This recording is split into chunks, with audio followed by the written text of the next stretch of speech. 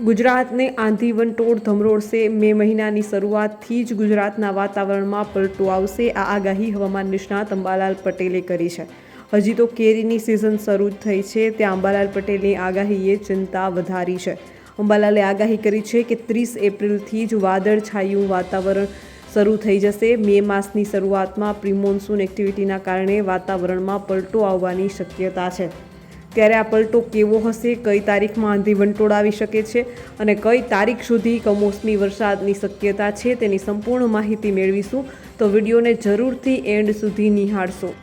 જો તમે પણ ગુજરાતની પડે પડની અપડેટ મેળવવા ઈચ્છતા હો તો હમણાં જ આ ચેનલને સબસ્ક્રાઇબ કરો અને સાથે સાથે કમેન્ટમાં આપેલી લિંક ઉપર ક્લિક કરીને ખાસ આપણા વોટ્સએપ ગ્રુપમાં જોડાવવાનું ચૂકશો નહીં।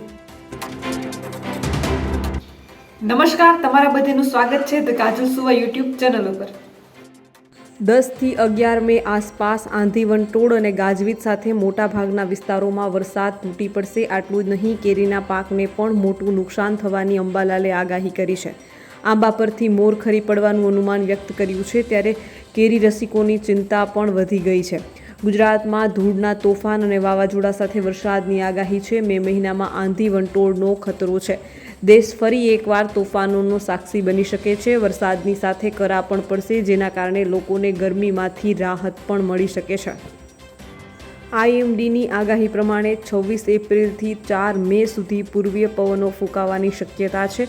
દેશના કેટલાક ભાગોમાં હવામાન બદલાવાનું છે, જ્યાં તોફાની પવન અને કેટલાક સ્થળોએ કરા સાથે વરસાદ પડી શકે છે। હવામાન વિભાગની ચેતવણી આપી છે કે આ સમયગાળા દરમિયાન લોકોએ આ સ્થળોએ સતર્ક રહેવું જોઈએ। 26 થી 29 એપ્રિલ 2025 દરમિયાન ભારતના પૂર્વીય ભાગોમાં વાવાઝોડા, વીજળી અને ભારે તોફાની પવનો સાથે વરસાદનો નવો રાઉન્ડ જોવા મળી શકે છે।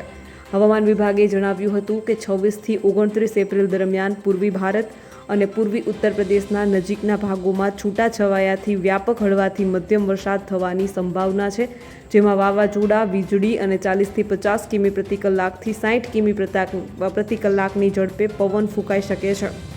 અંબાલાલ પટેલે કહ્યું કે મે મહિનામાં ગુજરાતમાં ફરી એક વખત કમોસમી વરસાદની આગાહી છે। 8 મે આસપાસ ગાજવીજ સાથે ગુજરાતમાં વરસાદની આગાહી છે। ઉત્તર ગુજરાત, સૌરાષ્ટ્ર અને મધ્ય ગુજરાતમાં વરસાદની આગાહી છે। તો આ બાદ મે થી 4 જૂન સુધી અરબી સમુદ્રમાં સાયક્લોન નિર્માણ થશે।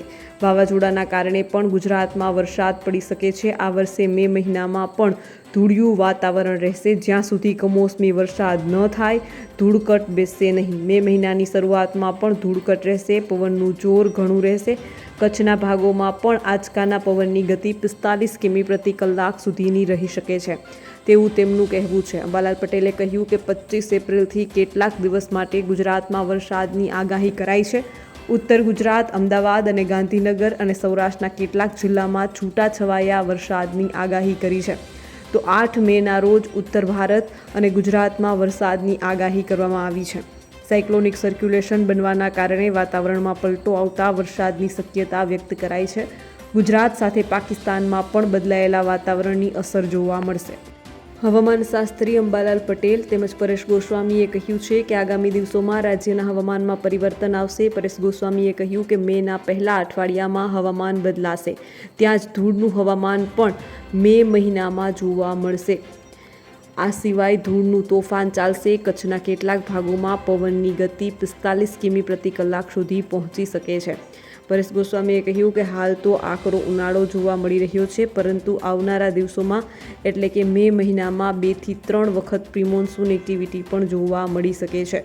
આવનારા સમયમાં આકરો ઉનાળો જોવા મળશે। મે મહિનામાં પ્રી-મોન્સૂન એક્ટિવિટી 2 થી 3 વખત જોવા મળશે।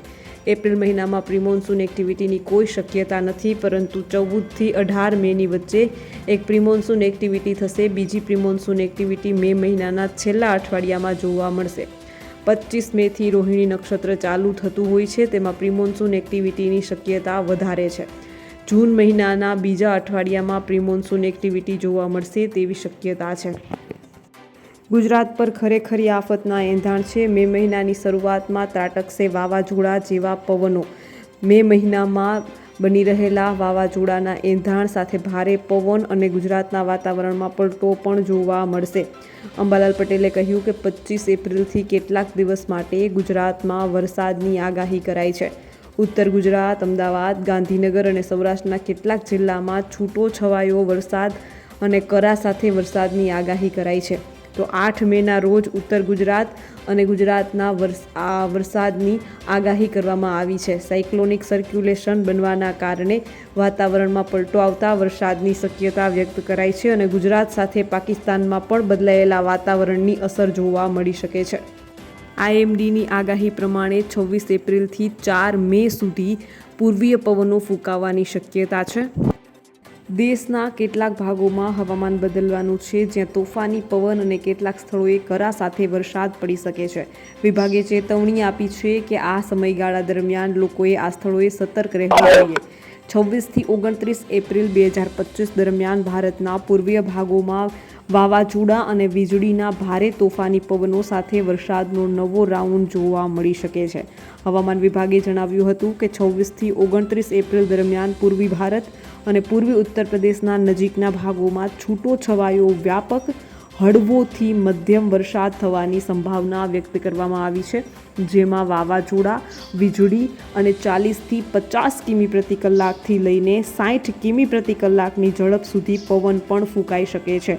માત્ર એટલું જ નહીં, માત્ર અંબાલાલ પટેલ નહીં, પરંતુ પરેશ ગોસ્વામી દ્વારા પણ આગાહી વ્યક્ત કરવામાં આવી છે.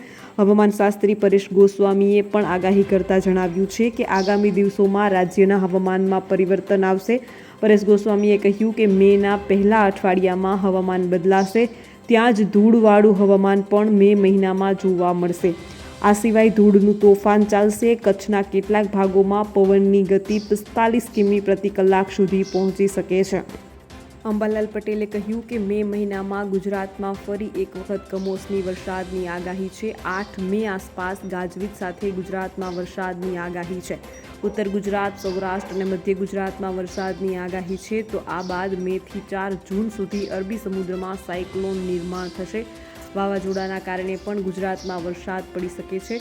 આ વર્ષે મે મહિનામાં પણ ધૂળિયું વાતાવરણ રહેશે. જ્યાં સુધી કમોસમી વરસાદ ન થાય ત્યાં સુધી ધૂળકટ પણ બેસશે નહીં અને મે મહિનાની શરૂઆતમાં પણ ધૂળકટ રહેશે. પવનનું જોર ઘણું રહેશે. કચ્છના ભાગોમાં પણ આંચકાના પવનની ગતિ 45 કિમી પ્રતિ કલાક સુધી રહે તેવું અનુમાન છે. પરેશ ગોસ્વામીએ હાલ તો આકરો ઉનાળો જોવા મળે તેવી આગાહી કરી છે, પરંતુ આવનારા દિવસોમાં એટલે કે મે મહિનામાં 2 થી 3 વખત પ્રિમોન્સૂન એક્ટિવિટી જોવા મળી શકે તેવી આગાહી પણ તેમણે વ્યક્ત કરી છે.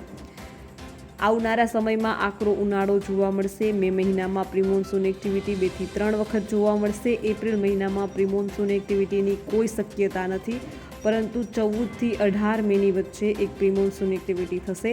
બીજી પ્રિમોન્સૂન એક્ટિવિટી મે મહિનાના છેલ્લા અઠવાડિયામાં જોવા મળશે. 25 મેથી રોહિણી નક્ષત્ર ચાલુ થતું હોય છે, તેમાં પ્રિમોન્સૂન એક્ટિવિટીની શક્યતા વધારે છે. જૂન મહિનાના બીજા અઠવાડિયામાં પ્રિમોન્સૂન એક્ટિવિટી જોવા મળશે તેવી શક્યતા છે. તો બસ આજના વિડીયોમાં એટલું જ. જલ્દી જ મળીશું એક નવા વિડીયોની સાથે. ત્યાં સુધી જોતા રહો ધ કાજલ સુવા યુટ્યુબ ચેનલ. નમસ્કાર.